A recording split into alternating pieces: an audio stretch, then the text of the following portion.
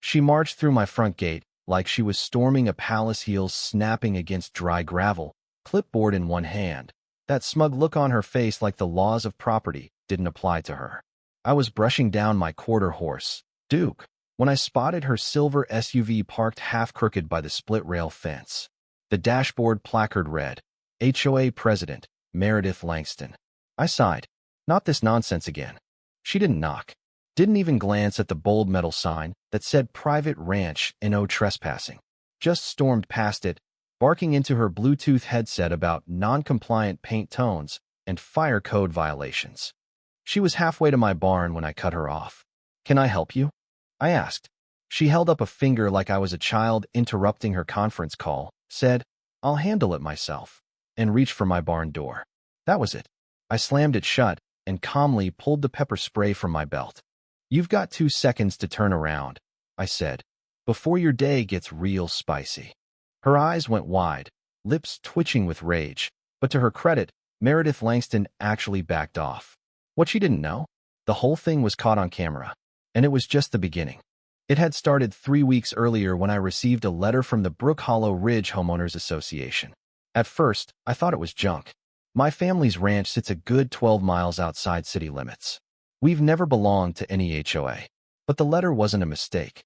It claimed my land had been annexed into the HOA's beautification zone after a recent subdivision expansion. According to them, my barns were unsightly, my fencing wasn't regulation, and my hay bales posed a community fire threat. I laughed until the second envelope came. This one stamped final notice in red. They were threatening to fine me thousands. I called the number listed. Got voicemail. That's when I knew this wasn't some paperwork mix-up. This was a hostile land grab dressed up in legal-sounding garbage.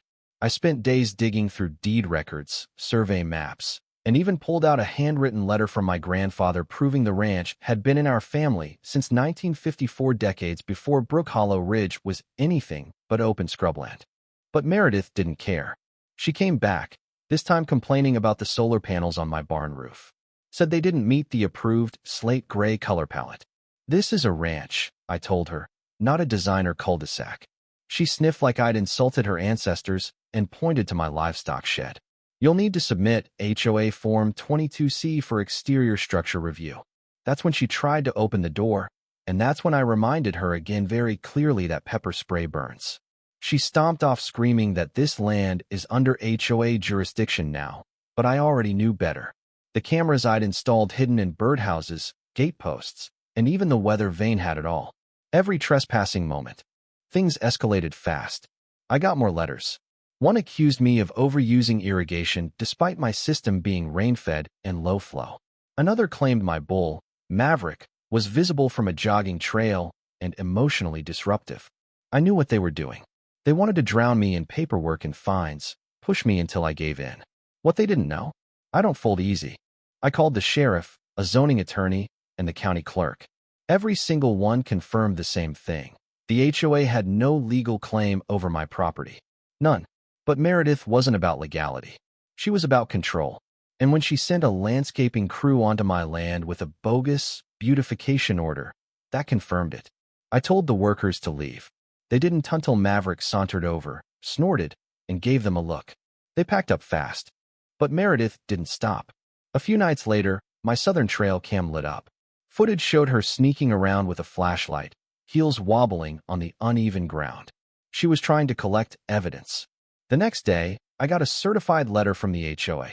Cease and desist, escalating penalties, threats of liability claims if livestock caused injury. My nearest neighbor was half a mile away. What shared spaces? I took everything: footage, documents, survey maps straight to the county. The clerk confirmed it. My parcel wasn't part of Brook Hollow Ridge, never had been, and couldn't be unless I signed off on annexation. I got the paperwork to prove it, filed it, and laminated copies for my gate. I added new locks, floodlights, and motion sensors. The next time someone trespassed, they'd trigger not just lights, but a recorded message. "You are trespassing on private agricultural land. Leave immediately." 2 nights later, that message blared. I stepped outside with my flashlight and spray. There she was again, Meredith, crouched by the shed, trying to photograph my rain barrels. I shined the light on her. "Didn't expect company tonight, huh?" She screamed, started spouting nonsense about municipal codes. This is breaking and entering, I said. You're done. Then, headlights. Deputy Collier, summoned by the alarm, stepped out of his cruiser. Ma'am, keep your hands visible. Meredith tried to play innocent, claiming it was a community inspection. Collier wasn't buying it. He cited her for trespassing and escorted her off the property. You'd think that would be the end. But Meredith wasn't just entitled. She was obsessed. The county launched an investigation into HOA fund misuse after several neighbors discovered she'd been hiring lawyers behind their backs. One of them, a retired teacher named Hank, stopped by to apologize for not stepping in sooner.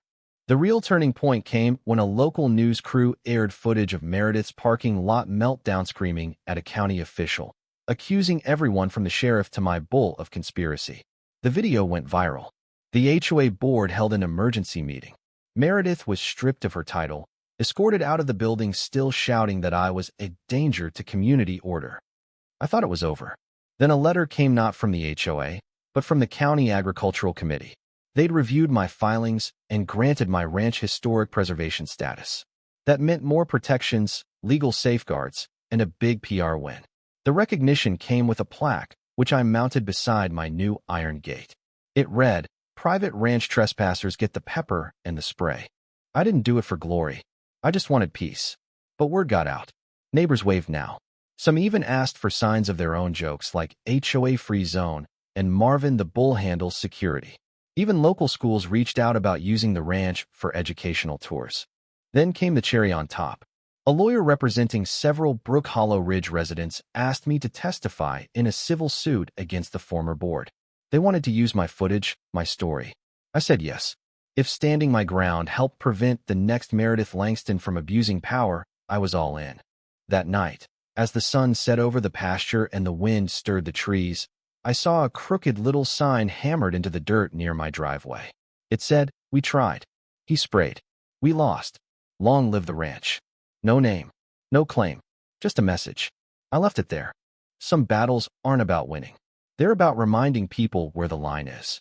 And that sometimes, the right can of pepper spray really does make all the difference.